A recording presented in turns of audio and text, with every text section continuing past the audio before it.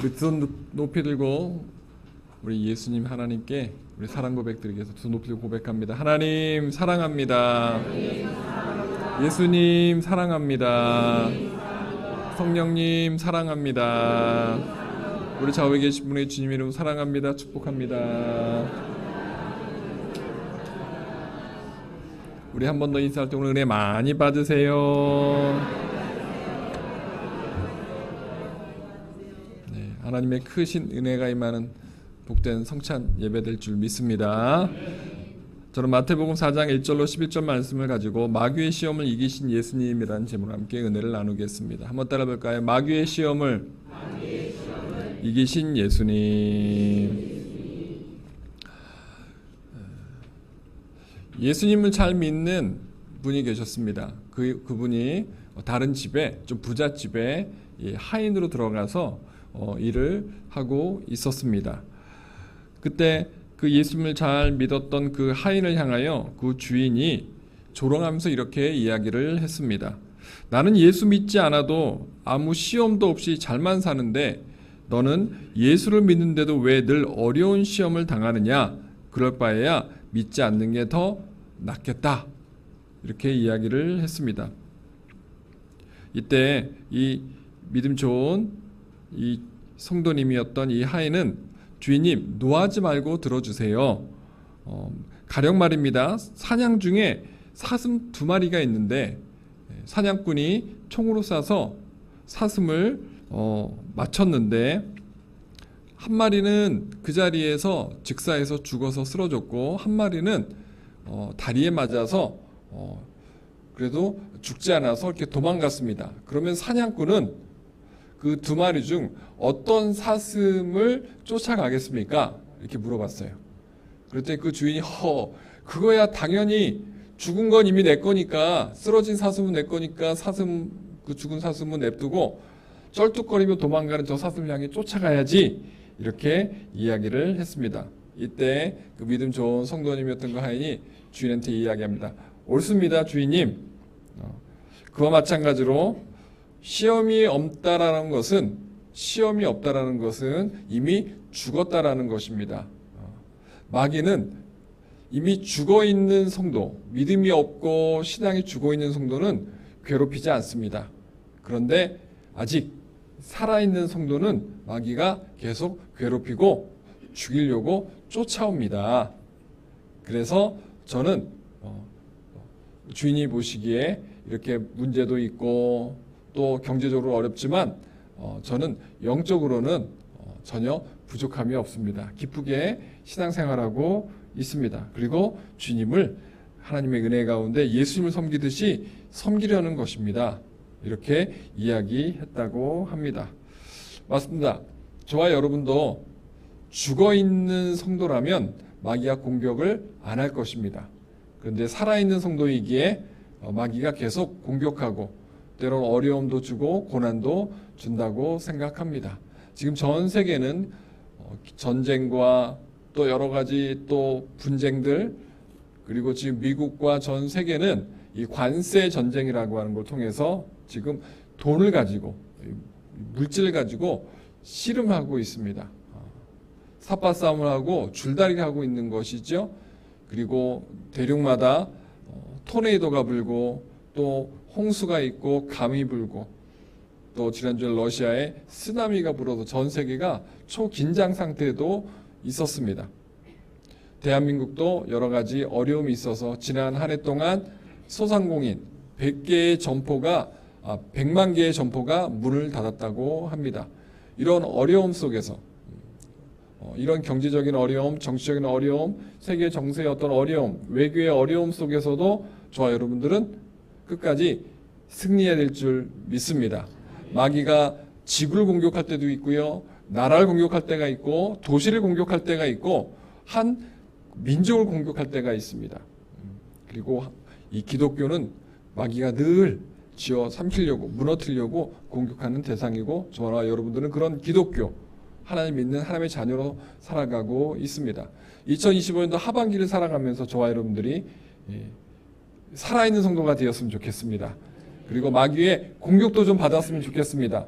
대신에 마귀의 공격을 받을 때마다 우리가 100% 백전백승했으면 좋겠습니다. 그렇게 저는 오늘 여러분과 함께 예수님의 공생애를 시작하는 모습과 그 모습 속에 관여하고 찾아온 마귀의 그 공격에 대해서 함께 살펴보면서 은혜를 나누기를 원합니다. 성경 속에 예수님과 마귀의 영적 전쟁 이야기하면 오늘 우리가 함께 읽었었던 마태복음 4장 1절로 11절 말씀이 되겠습니다. 너무나 유명한 말씀이죠. 예수님께서 30년 동안 어머니와 동생들과 함께 살다가 이제 공생애를 준비하려고 광야로 가셨습니다. 그것이 1절, 2절인데요. 함께 입체성경 낭독과 함께 보도록 하겠습니다. 그때에 예수께서 성령에게 이끌리며 마귀에게 시험을 받으러 광야로 가사. 진짜 광야는요, 제가 이스라엘 성지순례 3번 다녀왔는데 다 돌이에요. 돌 아니면 바위 아니면 돌가루들밖에 없어요. 그리고 거기에 먹을 게 없어요. 예수님께서 광야로 나갔다라는 것은 이제 그런 더위와 싸워야 되고 배고픔과 싸워야 되는 것이죠. 2절에 보니까 40일을 밤낮으로 금식하신 후에 줄이신지라. 몇십일 동안 금식하셨다고요? 40일. 예수님께서 40일 동안 밤낮으로 하루 종일 음식을 가까이 하지 않냐고 기도에 전념했다고 합니다. 거의 체중이 15kg에서 20kg가 빠집니다. 엄청난 신체 고난이 있습니다. 그런데 예수님께서는 이제 인간의 아들이 아니라 하나님의 아들로서의 공적인 생활을 시작하기는 공생애를 시작하기 위해서 저렇게 금식 기도로 준비하셨습니다. 그런데 그때 그 예수님을 속이려고 마귀가 찾아옵니다. 마귀가 예수님을 3가지로 시험을 했는데요. 함께 살펴볼까요? 첫 번째, 마귀는 예수님 앞에 물질의 시험을 했습니다. 따라합시다. 물질의 시험. 우리 3, 4절 보도록 하겠습니다. 시험하는 자가 예수께 나아가서 이르되 네가 만일 하나님의 아들이여 명하여 이 돌들로 떡덩이가 되게 하라. 네, 돌멩이를 던지죠. 네, 총 4개를 던질 텐데 보세요. 네. 제가 저 마귀를 제가 편집할 때 눈을 저렇게 싸납게 한번 그려봤어요. 어둡고 그 다음에 무서운 저 마귀의 형상으로 제가 마귀를 표현했는데 그 마귀가 어떤 형상으로 왔든지 하여튼 예수님께 찾아왔어요. 그리고 예수님과 대화를 하는 거예요. 네가 만일 하나님의 아들이라면 명령해서 내가 너한테 준 이 돌들을 변해서 떡덩이가 되게 하라. 이 흔한 돌들 떡으로 만들면 네가 줄이지 아니하고 배불리 먹을 수 있을 거 아니냐라고 지금 40일 동안 아주 힘들게 금식한 예수님한테 이 마귀가 유혹하고 있는 것입니다. 이 독사 중에 이 링카루스라고 하는 독사가 있습니다. 이 링카루스라고 하는 이 뱀은 독사는 짐승을 사냥하고 공격할 때 자기의 먹잇감 공격할 때 그 짐승과 사냥감의 눈에다가 독을 분사한다고 합니다. 그러니까 침을 뱉듯이 길게 쭉 독을 품는 것이죠. 그러면 그 먹잇감은 시력을 잃게 되고 이제 어디로 갈지 몰라 하잖아요. 당황하잖아요. 또 눈에 통증이 있잖아요. 그때 뱀이 그 짐승을 이제 가까이 가서 또 이제 죽이고 이제 잡아먹는다고 합니다. 지금 예수님의 가장 큰 약점은 배고픔이었습니다. 짐승의 눈이 약점이었던 것을 안 그 뱀이 공격하듯이 이 뱀과 같은 마귀는 예수님의 가장 지금 어려운 약점인 배고픔을 공격한 것이죠. 그럼 예수님이라면 지금 인간의 목군 예수님이라면 얼마나 배고프셨겠어요? 여러분 혹시 40일 금식한 분 혹시 경험이 있으신 분 있습니까? 손 들어와 주실래요? 네. 목사님 저는 40일 못 했어서 한 10일은 했습니다. 손 들어보세요. 열흘은 했습니다. 네, 한 분, 두 분, 네, 야 대단하십니다. 목사님 저는 5일은 해봤습니다. 5일. 한 분, 두 분, 세 분, 네 분, 5분? 네. 저도 5일 금식을 했었는데요. 전도사 때 훈련 받을 때 여독교회 전도 훈련 받을 때 했었는데 참 힘들더라고요. 목사님 저는 5일을 못해서 3일 해봤습니다. 손 들어보세요. 3일 많이 하셨을 것 같아요. 네, 예, 내려주세요. 이번에 여성 금식성에 있고 그 전에 또 권상 금식성에 있었는데요. 옛날 같으면 다 금식하면서 하셨을 텐데 나이가 연세가 많으셔서 금식하는 분도 계시지만 금식 안 하는 분이 더 많이 계시더라고요. 그래서 오이도 저희가 사갖고 가고 권사님들 여성이 서로 이렇게 성행할 때마다 오이부터 간식 여러 가지 이렇게 음식을 챙겨가 주시더라고요. 그만큼 금식이 쉽다 어렵다? 어렵다라는 거예요. 체력의 한계가 사람마다 다르지만 금식할 수 있는 그 맥시멈이 다르지만 하여튼 그 과정은 굉장히 힘들다라는 거예요. 저도 금식을 여러 번 해봤지만 가장 힘든 게 첫째 날 저녁 3끼부터 4끼, 5끼가 제일 힘듭니다. 그 6끼째 때부터는요 속이 다 비어있기 때문에 배고픔을 몰라요. 제가 3일 금식할 땐 몰랐는데 5일 금식할 때니까요 3일 이후에 감각이 없으니까 4일, 5일은 되게 쉽더라고요. 쉽게 했어요. 배고픔 없이 했어요. 그런데 이제 몸의 탈수가 이제 완전히 일어나기 시작하고 이제 장이 쪼그라들기 시작합니다. 그럼 사람은요 이제 뇌의 기능이 점점 둔해집니다. 그리고 그 배고픔에 이제 어떤 그 고비가 또 있다고 합니다. 첫째 날, 둘째 날에 가장 고비가 있다가 나중에 또 이제 장기 금식하는 분들은 나중에 또 그 배고픔을 또 한계를 또 경험한다고 합니다. 오살 기도는 40일 금식하는 그런 목회자들이나 성도님이 참 많이 오셨어요. 지금도 오시고 있는데요. 한 번은 앰뷸런스가 이렇게 나가는 걸 봤어요. 기도원에서. 장기 금식하시는 분들이 이제 몸이 바닥이 난 거죠. 체력이 고갈된 거예요. 그래서 앰뷸런스 불러가지고 이제 병원에 모시고 가더라고요. 그거 참 많이 봤어요. 기도원에서 제가 있을 때 많이 봤어요. 그렇듯 금식은 아무나 하는 게 아니고요. 또 할 때 정확한 분명한 목적이 있어야 되고 그 금식을 통해서 무언가 하나님과 나와의 관계에 또 나의 어떤 미래의 꿈과 비전에 어떤 그런 큰 힘을 더하는 그런 요소로 시작하게 되는 것이죠. 그리고 금식을 마치고 어떤 하나님께 주신 그 능력을 가지고 또 목회도 하는 거고 신앙생활도 하는 거고 사업도 하고 직장생활도 하는 것이죠. 이렇듯 사람은 뭔가 갈급할 때 금식을 합니다. 예수님도 갈급하셨습니다. 하나님의 은혜가 갈급했어요. 인간의 능력으로는 공생애를 감당할 수 없었어요. 귀신을 쫓아내고 병든 자를 일으키고 죽은 자를 살릴 수가 없었어요. 그래서 예수님께서는 하나님 앞에 간절히 기도하신 거예요. 금식하며 기도한 거예요. 근데 그때 그 배고픔을 마귀가 딱 보니까 가장 큰 공격 무기가 예수님의 약점이 음식이다라는 것, 또 배고픔이라는 것을 알았죠. 그렇게 공격했던 것입니다. 마귀가 그렇게 공격할 때 예수님께서 어떻게 반응하셨나 볼까요? 우리 4절 말씀 보겠습니다. 예수께서 대답하여 이르시되 기록되었으되 사람이 떡으로만 살 것이 아니요 하나님의 입으로부터 나오는 모든 말씀으로 살 것이라 하였느니라. 네. 하시니 예수님께서 하신 말씀은 구약 신명기 8장 3절을 인용하신 겁니다. 예수님께서 구약의 성경 말씀을 끄집어다가 마귀에게 선포한 거예요. 사람은 떡으로만 살면 안 된다. 하나님의 입에서 나오는 모든 말씀으로 살아야 된다라고 외쳤습니다.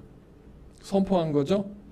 배고픈 예수님께 돌을 변하여 음식으로 만들어서 먹어라라고 했지만 예수님께서는 그 마귀의 유혹의 시험에 당당히 하나님의 말씀으로 대적을 합니다.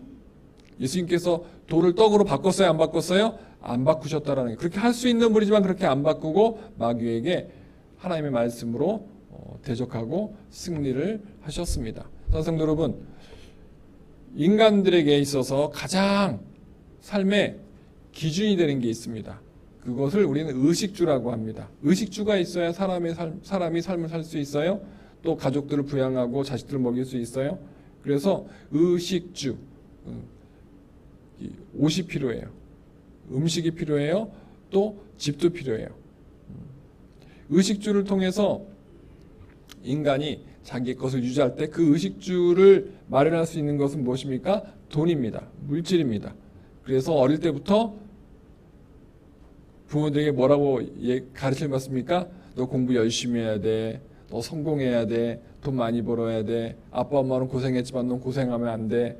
하고 우리 이 자리에 있는 우리 장로님, 권사님, 우리 집사님들, 성도님들 나는 못 먹고 나는 못 입어도 어떻겠습니까? 자식들 위해서 어떻게든지 가르쳐서 좋은 학교 보내려고 노력하지 않으셨습니까?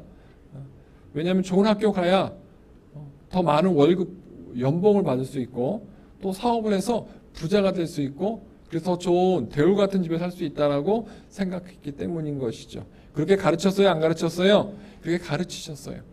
근데 문제는 무엇입니까? 그러다 보니까 주일날 교회 가야 되는데 학원을 보내야 되는 상황이 됩니다. 여름에 특별 무슨 과정에서 수학을 공부하고 영어를 공부하는 그런 그 단기 그런 집중 과외를 시켜야 되는데 여름 수련회랑 겹칩니다. 보내야 되나 말아야 되나 갈등하는 것이죠. 여러분의 자녀들이나 여러분도 그럴 수 있고 여러분 자녀들이 여러분의 손자 손녀를 믿음으로 인도할 때 그런 갈등이 있는 거예요. 비싼 과외비를 냈기 때문에 과외비를 포기 못할 때가 있다라는 거예요. 그 모든 베이스에는 물질이라는 것이 돈이라는 것이 있습니다. 그래서 마귀는 우리 인간의 최고의 약점인 이 돈, 이 물질 가지고 계속 공격을 하는 것이죠. 전쟁을 일으켜서 가난하게 만들어요. 그러면 가난한 사람 어떻게 합니까? 또 돈을 벌기 위해서 목숨 걸고 무언가 합니다. 일을 하는 사람도 있지만 사기를 치는 사람이 있고 도둑질하는 사람이 있어요. 전쟁 후에는 치안이 어려워지기 때문에 경찰이나 공권력이 힘을 잃습니다. 그러니까 조직폭력배가 많이 생기고요. 사기꾼이 많이 생기는 거예요. 어려운 전쟁 후에도 계속 서로 위로해주고 격려해줘야 되는 것이 아니라 사람을 등쳐먹는 거죠. 나쁜 짓을 하는 거예요. 그만큼 인간은요. 자기도 어려운데도 다른 사람의 어려움을 헤아리지 않고 그 어려움까지도 내 것으로 만들려고 노력하는 것을 볼 수 있습니다.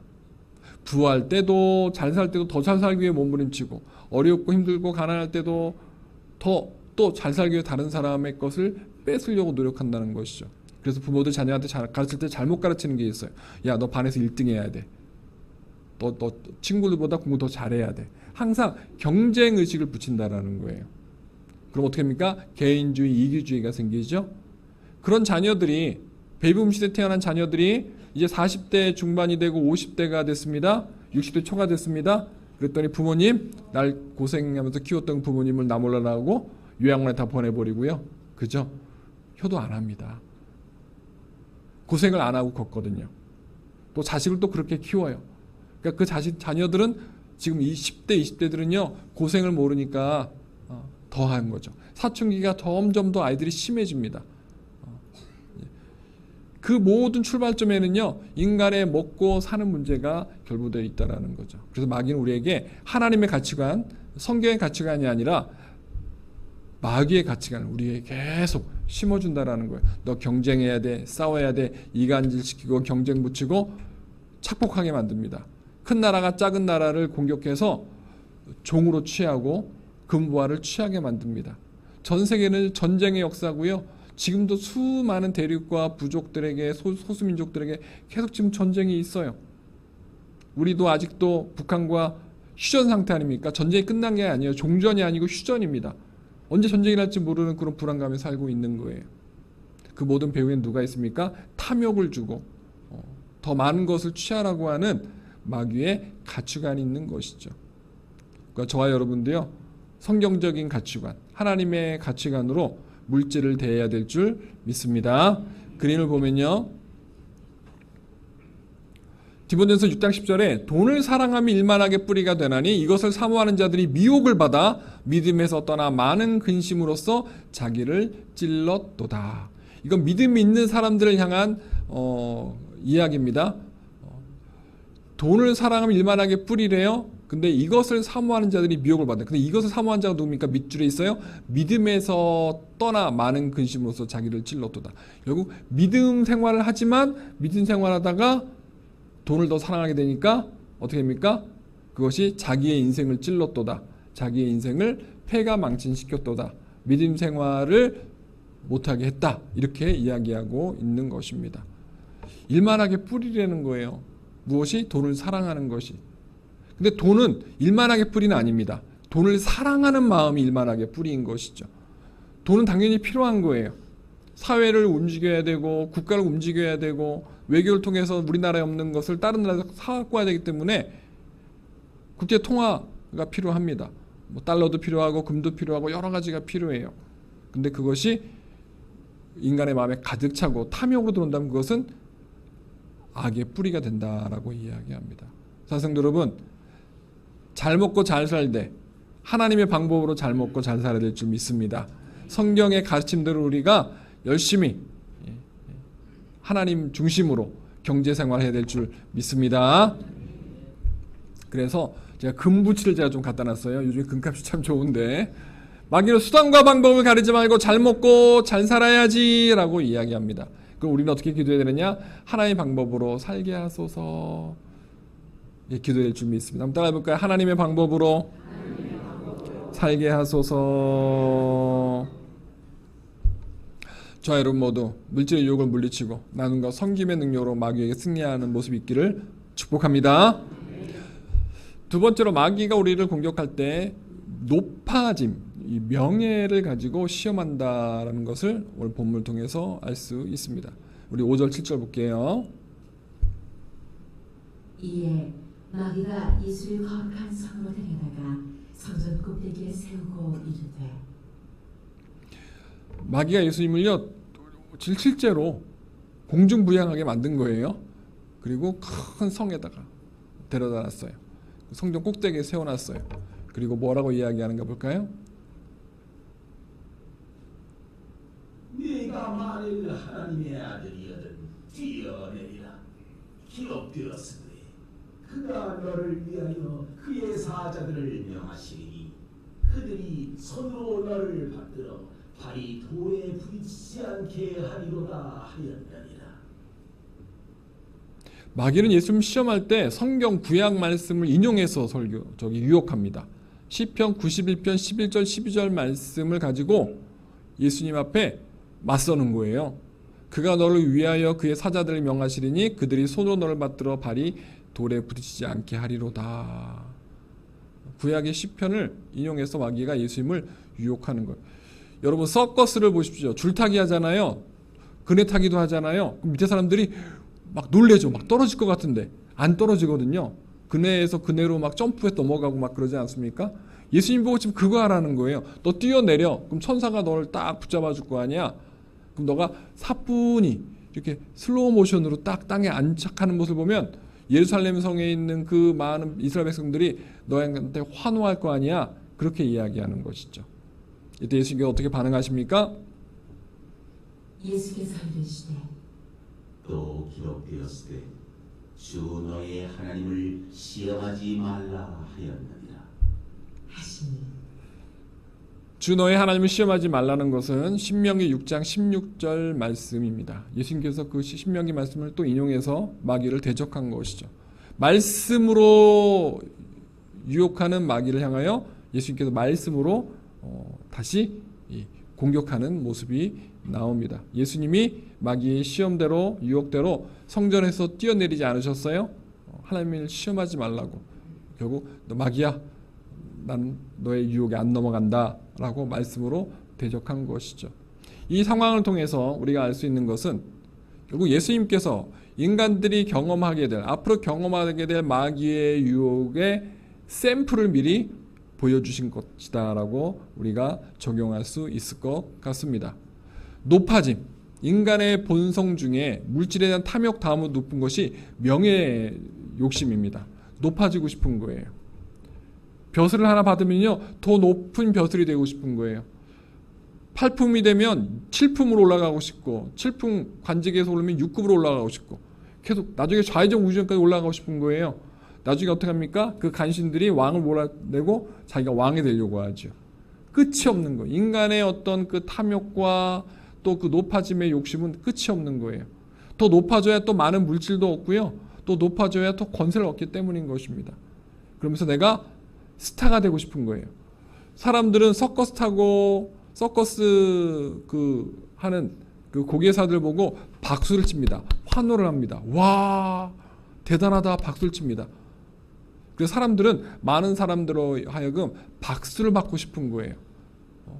사람들로부터 칭송을 받고 싶은 거예요. 일명 스타에 대한 어떤 그런 그 잘못된 개념이 있는 것이죠. 스타십이 내 안에 충만한 거예요. 내가 스타가 되고 싶다. 다른 사람한테 좀 유명해지고 싶다라고 하는 것이죠. 그래서 이 스타 신드롬이 있습니다. 그래서 어린아이들이요, 아이돌 훈련을 받아서요, 중고등학교 때 데뷔를 합니다. 노래 부르고 춤춥니다. 그리고 스타가 되면 그 부를 누리면서 그 명예도 같이 누리죠. 공항에 가면 막 그 팬들이 막 수십 명, 수천 명이 막, 우리나라 유명한 뭐 BTS부터 시작해가지고 여러 우리 아이돌 그룹이 있어요. 해외 나가면요 장난이 아닙니다. 그냥 그런 스타가 없어요. 옛날에 대한민국의 비틀즈, 영국의 비틀즈가 오면 막 대한민국에 난리가 나고, 미국의 마이클 잭슨이 오면 대한민국 난리가 나지 않았습니까? 이제 대한민국의 아이돌이 비틀즈급이 되고요, 마이클 잭슨급이 된 거예요. 그렇게 된 거예요. 싸이의 무슨 스타일? 무슨 스타일? 우리 할머니 권사님들 다 알잖아요. 강남 스타일, 싸이. 외국 아이들이요, 강남 스타일이 뭔지도 모르지만 강남 스타일 단어를 하면서 노래 따라 부르잖아요. 실제 그 강남이 뭔지 이제 궁금해서 한국까지 와가지고 강남에 가보잖아요. 그 싸이의 그 어떤 그런 유명세, 그건 대단한 거죠. 이제 BTS의 그 또 명성은 타이추형을 불허합니다. 근데 그 부에서 내려오게 되면, 인기가 떨어지면 어떻게 됩니까? 사람이 이제 그 스타 신드롬을 가지고 있기 때문에 좌절감이 생깁니다. 내 유명세가 사라져버렸네. 내 명예가 사라져버렸네. 나는 이제 유명하지 않네. 사람들이 나를 이제 안 찾아오네. 그래서 술을 하게 되고 약물을 막지 말아야 될 약물을 복용하기 시작합니다. 그걸 이길 수 있는 방법이 없는 거예요. 그 공허함, 그런 우울증을 이길 수 없는 거예요. 그래서 간혹가다 여러분들이 연예인들이, 가수들이, 탤런트들이 자살한다는 뉴스 듣잖아요. 높은 걸 찍었는데 그 높은 걸 유지하지 못하니까 그걸 허탈감을 느끼고 좌절 느끼고 생을 포기하는 거예요. 참 안타까운 일이에요. 그만큼 인간의 마음은요, 연약한 유리 조각과 같은 거예요. 유리컵과 같은 거예요. 한순간에 깨져버리는 거예요. 그런데 저와 여러분은 그런 마귀의 유혹을 늘 받고, 어릴 때부터 부모로부터, 할머니한테 들었고요, 학교 선생님에 들었고, 친구한테 듣고 또 이렇게 했어요. 동창들끼리 만나면, 동네 아줌마들끼리 만나면, 야, 너 아들 이번에 어디 대학 갔어? 어느 직장 취직했어?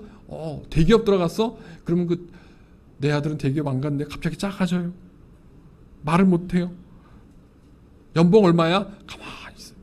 초등학생들끼리 학교 가면요, 처음 1학년끼리 만나면 뭐합니까? 너 어느 아파트에 사니? 너희 집 몇 평이니? 너의 아빠 차 뭐니? 그거 물어본대잖아요. 아이들이 그거 가지고 우위를 나누는 거예요. 다투는 거예요. 좀 너무나 마음 아픈 일이죠. 이런 마귀의 이 명예, 높아짐의 바이러스에 우린 절대 감염되면 안 될 줄 믿습니다. 우리 화면을 보면요, 사도행전 12장 22절에 보면요, 헤롯 왕의 교만함이 있었고 그 헤롯 왕을 하나님께 심판한 이야기가 있습니다. 헤롯이 많은 군중 앞에서 명강연을 했어요. 그러니까 사람들이 막 칭송해 준 거예요. 한번 보겠습니다. 백성들이 크게 부르되 이것은 신의 소리요 사람의 소는 아니라 하거늘 헤롯이 영광을 하나님께 돌리지 아니하는 거로 주의 사자가 곧 친히 무엇이 먹어 죽으니? 충이 먹어 죽으니. 로마에서 이 파송된 이 헤롯 왕을 군중들이 쉽게 말하면 높여주는 칭송을 한 거예요. 이 이스라엘 당신이 와서 통치할 때 좀 잘 좀 봐주십시오. 우리 괴롭히지 말고 좀 잘 좀 하고 가서 퍼포먼스 한 거예요.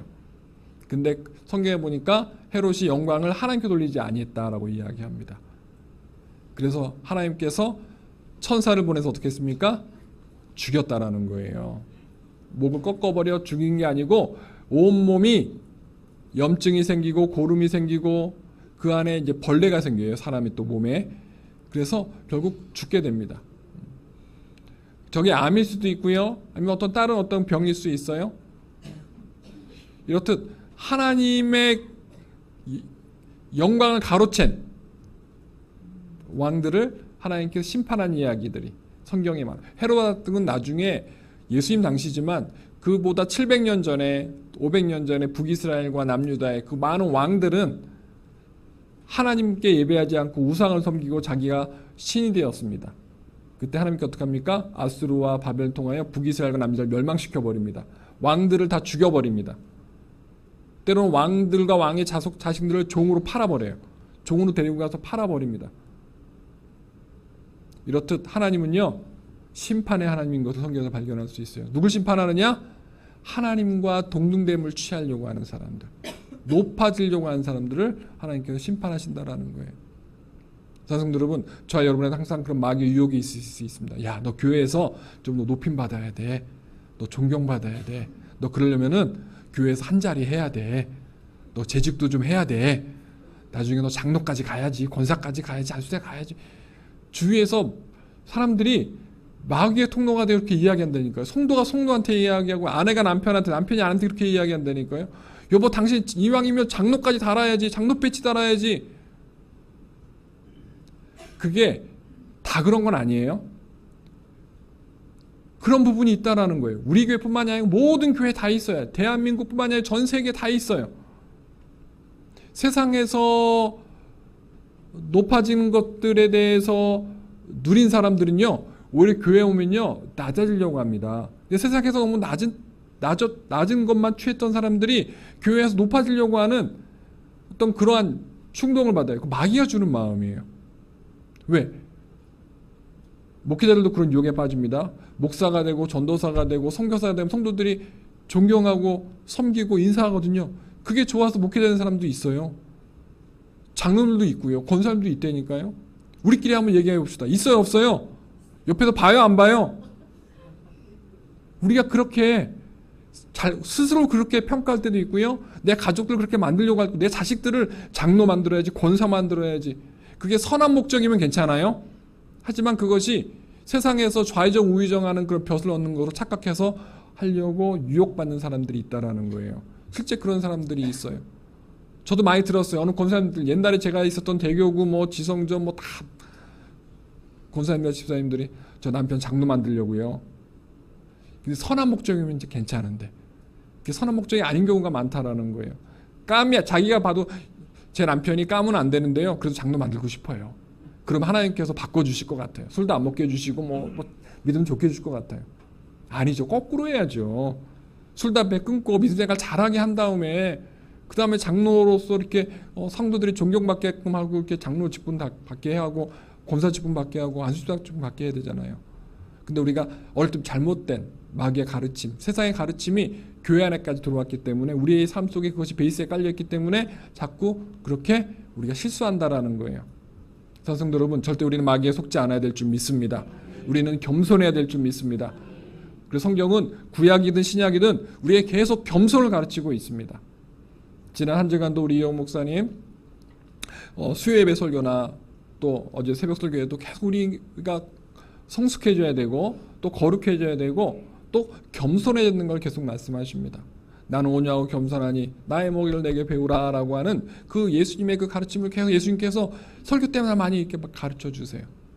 왜 그렇습니까? 여두순복음교회 안에 마귀가 계속 그렇게 싸움을 일으키는 거예요. 장로님들끼리 싸우게 하고 권사님들끼리 싸우게 하고 성도들끼리 싸우게 하고 지역장끼리 싸우게 하고 그게 계속 우리 이호 목사님께 계속 보고되는 거 얼마나 마음이 아프셔요. 그러니까 예수께서 계속 사랑하셔야 됩니다. 우리 서로 겸손하고 서로 섬겨야 됩니다. 계속 그렇게 설교를 하시는 거예요.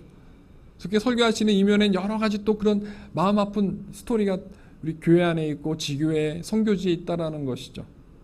성도 여러분, 우리 양서선교만큼은 거룩한 성전이 될 줄 믿습니다. 겸손한 성전이 될 줄 믿습니다. 그리고 여러분의 가정도, 여러분의 지구역도, 여러분의 교구도 높아지는 것이 목적이 아니라 낮아지는 것이 목적이 되고 섬김이 목적이 되어야 될 줄 믿습니다.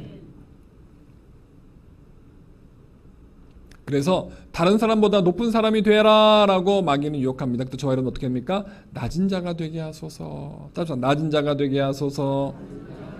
이렇게 여러분들께서 기도하시기 바랍니다. 세 번째로 권력의 시험을 마귀가 예수님에게 유혹으로 이렇게 공격합니다. 8절 이하를 보겠습니다. 마귀가 또 그를 데리고 지극히 높은 산으로 가서 천하 만국과 그 영광을 보여 이르되 만일 내게 엎드려 경배하면 이 모든 것을 내게 주리라.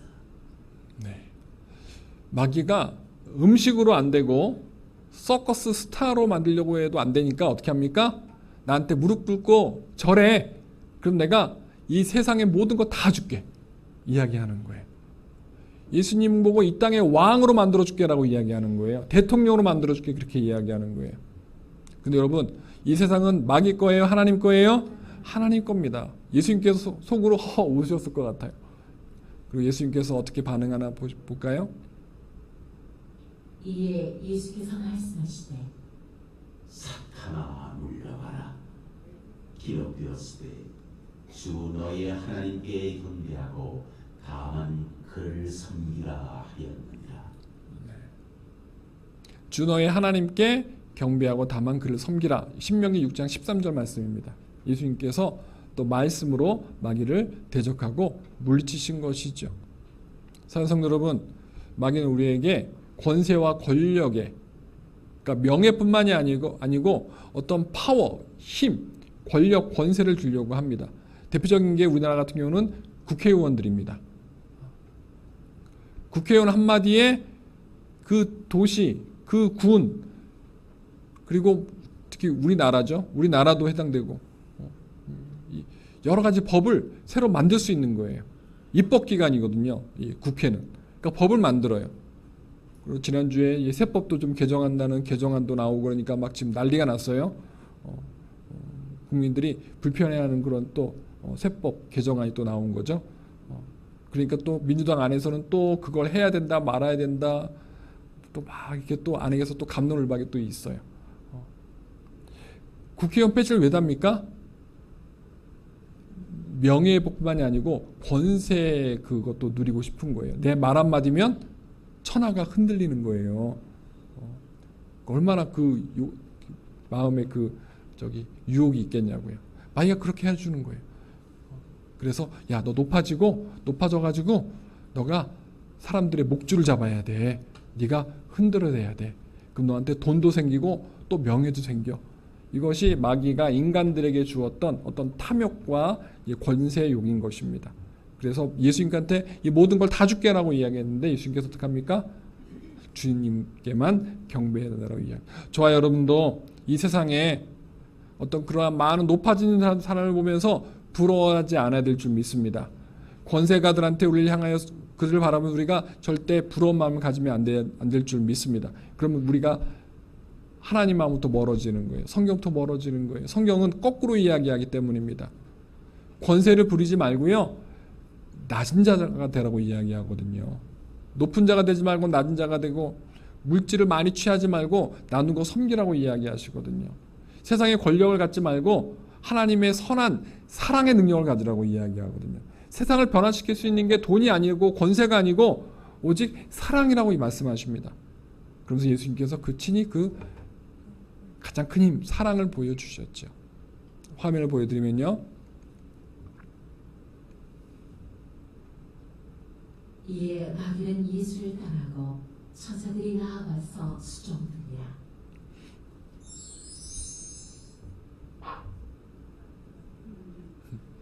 마귀가 도망갔어요. 그럴 때 천사들이 내려와서 예수님을 수종 들었어요. 40일 금식하고 마귀에게 승리한 예수님을 이제 공생애를 시작하는 그런 사인으로 예수님한테 찾아오신 거예요. 하나님 찾아오신 거예요. 천사들 보내주신 거예요. 천사를 통해서 예수님을 위로해 주시고 격려해 주시고 앞으로 꿈과 비전, 공생애의 어떤 이러한 것에 대해서 확신을 주신 것이죠. 여러분의 삶 가운데 마귀가 물러가면 하나님의 영광과 은혜가 임할 줄 믿습니다. 그래서 다른 사람보다 높은 사람이 되라. 그리고 돈도 많이 벌어야 돼. 뭐 그렇게 할 수 있어요. 그때 저와 여러분들은 겸손의 능력으로 마귀를 물리쳐야 될 줄 믿습니다. 윌리엄 셰익스피어는 이렇게 이야기합니다. 왕관을 쓰고 편안히 잠잘 수 없다라고 이야기합니다. 잠잘 때는 왕관을 벗어야 한다는 얘기예요. 평생 권세가는 없다라는 것이죠. 화무 11원 권불 10년이란 말이 있죠. 꽃이 10일 동안 피지 못하고 권세가 10년을 가지 못한다. 이거는 동서곡을 막론하고 모든 사람들에게 적용되는 것이죠.